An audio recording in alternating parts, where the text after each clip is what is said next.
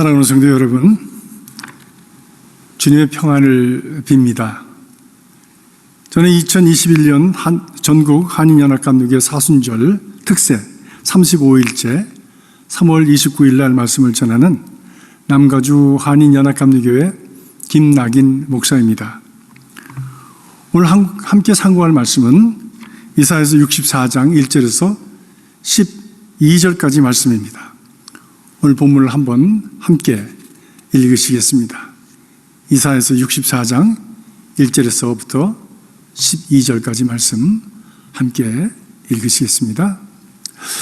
원하건대 주는 하늘을 가르시고 강림하시고 주 앞에서 산들이 진동하기를 불이 섭을 사르며 불이 물을 끓임 같게 하사 주의 원수들이 주의 이름을 알게 하시며 이방 나라들로 주 앞에서 떨게 하옵소서. 주께서 강림하사 우리가 생각하지 못한 두려운 일을 행하시던 그때에 산들이 주 앞에서 진동하여 싸우니 주 외에는 자기를 앙망하는 자를 위하여 이런 일을 행한 신을 옛부터 들은 자도 없고 귀로 들은 자도 없고 눈으로 본 자도 없었나이다. 주께서 기쁘게 공의를 행하는 자와 주의 길에서 주를 기억하는 자를 선대하시거늘 우리가 범죄함으로 주께서 진노하셨사오며 이 현상이 이미 오래되었사오니 우리가 어찌 구원을 얻을 수 있으리이까. 무릇 우리는 다 부정한 자 같아서 우리의 의는 다 더러운 옷 같으며 우리는 다 잎사귀같이 시들므로 우리의 죄악이 바람같이 우리를 몰아가나이다. 주의 이름을 부르는 자가 없으며 스스로 분발하여 주를 붙잡는 자가 없사오니 이는 주께서 우리에게 얼굴을 숨기시며 우리의 죄악으로 말미암아 우리가 소멸되게 하셨음이니이다. 그러나 여호와여, 이제 주는 우리의 아버지시니이다. 우리는 진흙이요 주는 토기장이시니 우리는 다 주의 손으로 지으신 것이니이다. 여호와여, 너무 분노하지 마옵시며 죄악을 영원히 기억하지 마옵소서. 구하오니 보시옵소서, 보시옵소서. 우리는 다 주의 백성이니이다. 주의 거룩한 성읍들이 광야가 되었으며 시온이 광야가 되었으며 예루살렘이 황폐하였나이다. 우리 조상들이 주를 찬송하던 우리의 거룩하고 아름다운 성전이 불에 탔으며 우리가 즐거워하던 곳이 다 황폐하였나이다. 여호와여, 일이 이러하거늘 주께서 아직도 가만히 계시려 하시나이까. 주께서 아직도 잠잠하시고 우리에게 심한 괴로움을 받게 하시려 나이까. 오늘 본문 말씀은 이스라엘의 회복과 미래를 향한 기도입니다. 여호와께서 이스라엘을 기억하시고 돌아와서 구원해 달라고 간구하는 절절한 기도입니다. 모세에게 능력으로 행하셔서 홍해를 가르시고 이스라엘을 가나안에 이르게 하셨듯이 이제 여기에 다시 임하셔서 우리를 회복해 해달라고 하는 간절한 탄원입니다. 이스라엘은 저들을 애굽에서 인도하여 가나안에 이르게 하신 하나님을 배신하고 근심케 함으로 여호와께서 그들을 심판하시고 결국엔 바벨론의 포로가 되어서 수치와 고난의 삶을 살게 되었습니다. 이사야는 이제 하나님 앞에 간구하기를 다시 한번 돌아오셔서 구원해 주옵소서. 그때 하나님께서 행하셨던 누구도 보지 못했던 그 놀라운, 사람들이 생각하지도 못하는 그 놀라운 하나님의 방법으로 우리를 구원해 주시옵소서라고 하나님께 부르짖고 있는 것입니다. 비록 저들이 하나님을 배반하였지만 그들은 여호와의 자녀요 종이요 소유된 백성이요 기업임을 상기하시면서 구원해 주실 것을 하나님 앞에 외쳐 부르짖는 것입니다. 오늘 본문을 통해서 우리는 고난 가운데 드리는 기도를 우리는 배울 수가 있습니다. 고난 가운데서 어떻게 기도해야 하는가? 첫 번째로 이사야는 하나님의 능력을 믿고 의지하고 기도합니다. 오늘 이사야는 하나님께서 이스라엘의 과거 역사 속에 이루신 하나님의 행적을 기억하면서 능력으로 강림하시기를 기도하고 있습니다. 다시 한번 그 옛날처럼 다시 한번 능력으로 강림하셔서 하나님의 백성을 구원해 달라고 하는 것이지요. 에밀 브로나라고 하는 신학자는 믿음은 과거적이요, 사랑은 현재적이요, 소망은 미래적이라고 하였습니다. 믿음은 성령께서 주시는 선물이지만 과거의 시간 속에 역사하셨던 하나님의 은혜를 기억함으로 우리 안에 태동되고 또 확신되어 자라나게 됩니다. 지난날을 추억하면서 내 안에 역사하셨던 하나님의 손길을 깨달으며 아하 하는 순간에 우리의 믿음이 싹이 트고 움트고 자라나게 되어지는 것이죠. 그 믿음 가운데서 오늘을 사랑으로 살고 미래를 소망으로 나가게 하는 은혜가 우리 가운데 임하게 되어지는 것입니다. 그런 의미에서 기도는 믿음 안에서 우리의 과거와 현재와 미래의 생명을 불어넣고 하나로 묶어내는 은혜의 통로가 된다라고 이야기할 수 있겠습니다. 인간은 기억의 존재입니다. 기억함으로 모든 것이 가능해집니다. 치매가 무엇입니까? 치매는 기억을 다 잃어버리는 것입니다. 자기가 행했던 것, 경험했던 것, 그리고 주변의 사람들을, 자기 사랑하는 자식들까지도 다 잊어버리고 나중에는 자기 몸에 본능적으로 습득되었던 그런 행동까지도, 먹는 것까지도 다 잊어버리고 서서히 죽어가게 되어집니다. 기억을 잃어버리면 인생이 송두리째 사라집니다. 그리고 죽음으로 쓰러져 가게 되어지는 것입니다. 기억으로 말미암아 출발합니다. 그래서 하나님은 우리들에게 기억하라고 말씀하십니다. 기억하라고 안식일도 주시고, 기억하라고 안식년도 주시고, 기억하라고 많은 절기들을 허락하셨습니다. 신약에 와서는 주님께서 죽음으로 그 참 십자가에 달리신 사건을 기억하라고, 성만찬을 먹고 마시면서 기억하라고 말씀하십니다. 사랑하는 성도 여러분, 기억함으로 우리의 믿음은 시작되고 유지되고 또 자라나게 되기 때문입니다. 나의 믿음이 시들 때에 지난날 함께 하셨던 하나님의 은혜를 기억하고 기도하시기를 바랍니다. 그때 우리의 과거도 현재도 미래도 새로운 의미와 생명을 얻고 새로운 삶을 향하여 나가게 되어지는 것입니다. 고난주간을 맞아서 우리 주님의 고난과 죽음으로 인해서 나에게 베푸신 그 값없으신 은혜를 기억하시기 바랍니다. 우리가 아직 죄인 되었을 때에 그리스도께서 죽으심으로 우리에게 대한 하나님의 사랑을 확증하심을 믿고 구원의 깊이로 나아가는 그런 하나님의 백성들이 되시길 주님의 이름으로 축복합니다. 두 번째로 우리는 고난 중에 회개함으로 나아가야 합니다. 5절서부터 7절까지 이사야는 이렇게 기도합니다. 우리가 범죄함으로 주께 진노하며 이는 이미 오래되었으므로 우리가 어찌 구원을 얻을 수 있겠습니까? 라고 탄식합니다. 자신을 깊이 돌아보면서 그동안 자신들이 의롭게 여겼던 것들이 더러운 옷과 같습니다. 죄악의 바람이 시들은 인생들을 몰아갑니다. 잎사귀같이 시들어 버렸습니다라고 그렇게 고백을 합니다. 하나님을 버리고 부질없이 쓰러질 것들을 자랑과 의로 삼고 살아감으로 하나님을 아프게 한 죄인인 줄을 모르고 살아왔던 세월이 이미 너무 오래되어서 썩을 대로 썩어서 누가 우리를 살려줄 수 있겠습니까? 라고 하는 고백이지요. 며칠 전 아버님과 어머님이 기일을 맞아서 묘소에 다녀왔습니다. 지난날의 일들이 주마등처럼 지나갔습니다. 그날을 돌아보면서 부모님께는 이래도 될 거야 당연하게 여기면서 살았던 나의 모습이 우리 부모님들에게 얼마나 섭섭하고 아픔이 되었을 것인가 라고 하는 것을 깨달으면서 무덤 앞에서 죄송합니다, 사랑합니다 라고 하는 뒤늦은 외마디의 고백을 계속하고 내려왔습니다. 이 사순절 팬데믹 상황에서 우리가 우리 자신을 돌아보면서 당연하게 여기면서 지내면서도 결국 그것이 하나님께 아픔이 되었던 그런 것들을 우리가 다시 한번 되새기면서 죄송합니다, 하나님 사랑합니다라고 하는 고백과 함께 우리의 심령이 회개는 유턴이라고 하였으니 하나님께로 돌아가는 이 사순절이 되기를 간절히 바랍니다. 세 번째로 우리 기도는 회복의 은혜를 구하여야 합니다. 6절에서 12절까지 말씀 보니까 회복을 구하고 있습니다.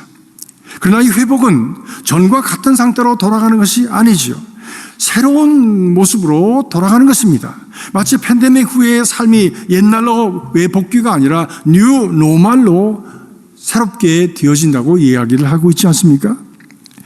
예전에 구태의연하고 더러운 옷같이 우리를 가리었던 부질없는 것들을 잎사귀같이 떨어지고 그리고 정리하고 사라질 것들에 붙잡혀서 살아갔던 몰려가던 우리의 악한 것들, 쓰레기 같은 것들을 다 벗겨내고 씻겨내고 뒤로 하고 새로운 질적인 삶을 살아가는 그런 귀한 인생으로 돌아가야 될 줄로 믿습니다.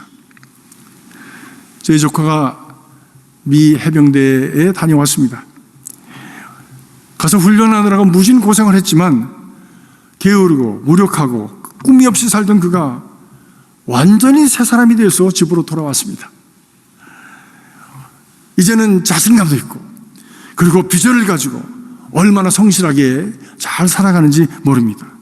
전혀 새로운 인생으로 탈바꿈을 하였습니다. 이상한 이 새로워짐을 토기장이 손에 들려진 한 덩이 진흙처럼 새롭게 빚어짐이라고 말씀하고 있습니다. 이사야는 8절에 말씀합니다. 주는 우리의 아버지십니다. 우리는 진흙입니다. 주는 토기장이시니 우리는 다 주의 손으로 지으신 것이니이다 라고 고백을 합니다. 하나님은 우리의 아버지십니다. 자식을 망하고 죽이려고 채찍질하는 부모가 어디 있겠습니까? 세우려 하심이요 살리려 하심입니다. 의사가 중환자를 전신 마취하고 몇 시간씩 무서운 칼을 대는 것이 죽이려 함이 아니라 살리려 하는 것입니다. 평안할 때 듣기 싫은 하나님의 경고와 부패할 때의 고통스러운 심판도 매맞아서 실험할 때에 하나님이 주시는 희망의 메시지도 살리시려는 것이지 우리를 죽이시려는 것이 아니요 우리를 살리시려는 하나님의 사랑인 것입니다. 궁극적으로 하나님은 사랑으로 살리고 회복시키시는 생명의 아버지이신 것이지요.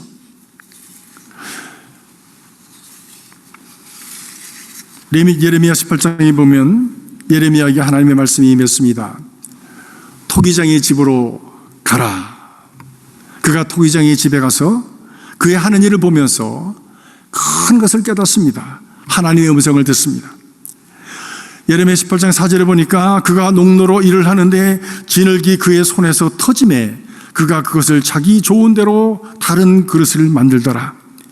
이스라엘아 진흙이 토기장의 손에 있음같이 너희가 내 손에 있느니라 라고 말씀하셨습니다. 엄청난 말씀이 들린 것입니다. 저도 토기 만드는 현장을 본 적이 있습니다. 선별된 흙을 가져다가 공방 구석에다 이렇게 쌓아놨는데 때마다 그 흙을 가져다가 이제 원하는 만큼의 흙을 퍼다가 굳어진 흙덩이들을 마구 두들겨서 흙을 붓습니다.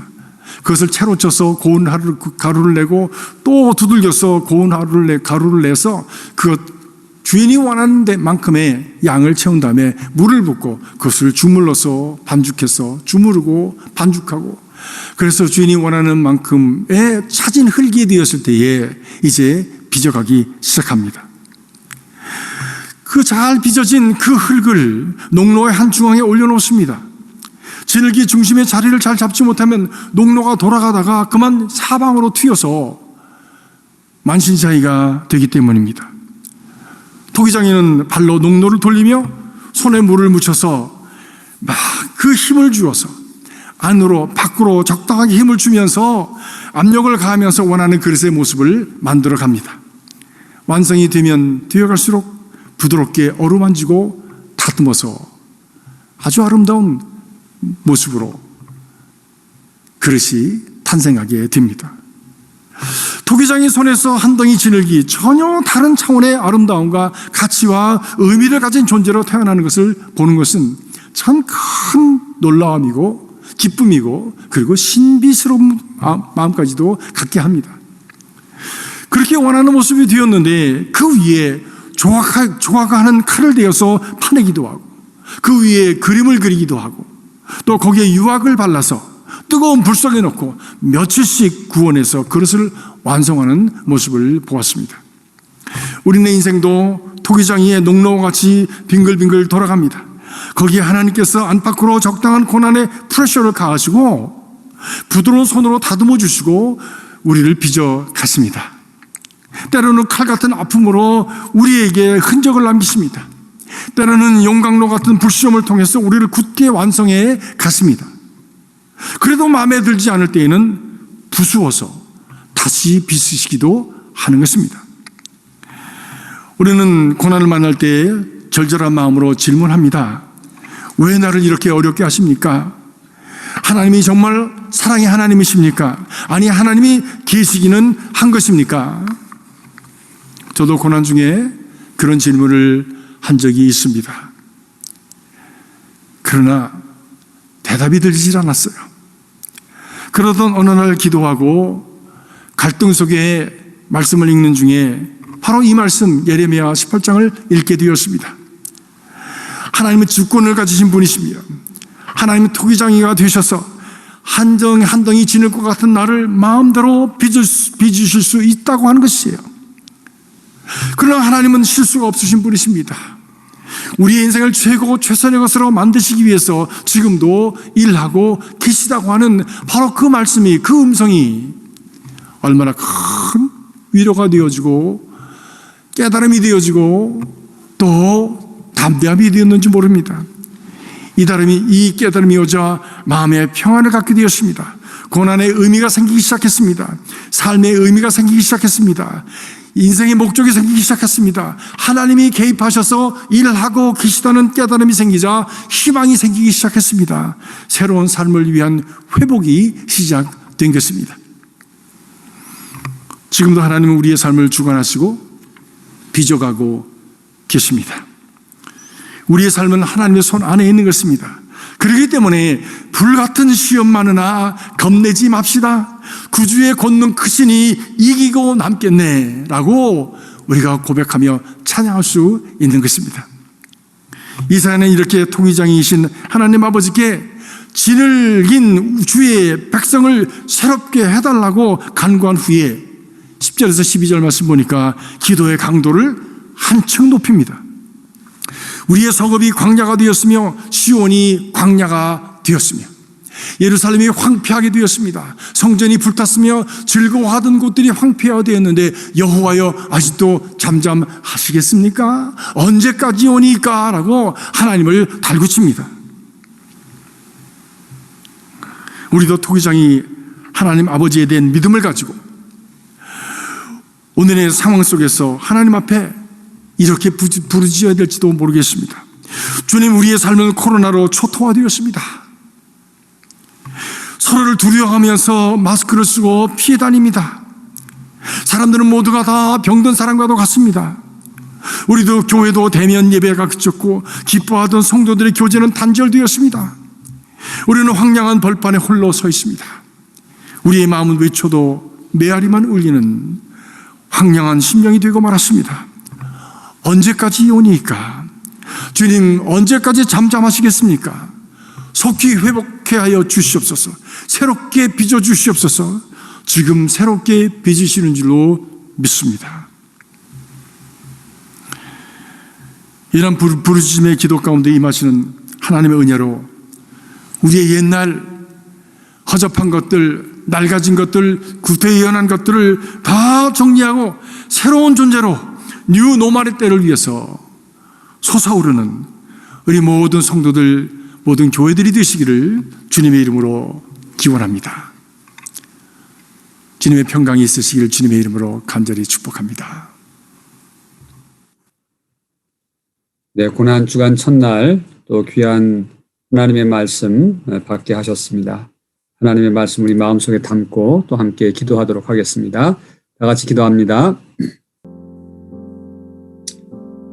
하나님 감사합니다. 오늘 고난주간 첫날 이사야서를 통해서 우리 귀한 말씀 듣게 하시고 또 우리가 고난의 때 어떻게 기도해야 될지 어떻게 하나님 앞에 나아가야 될지 귀한 깨달음 허락해 주심을 감사를 드립니다.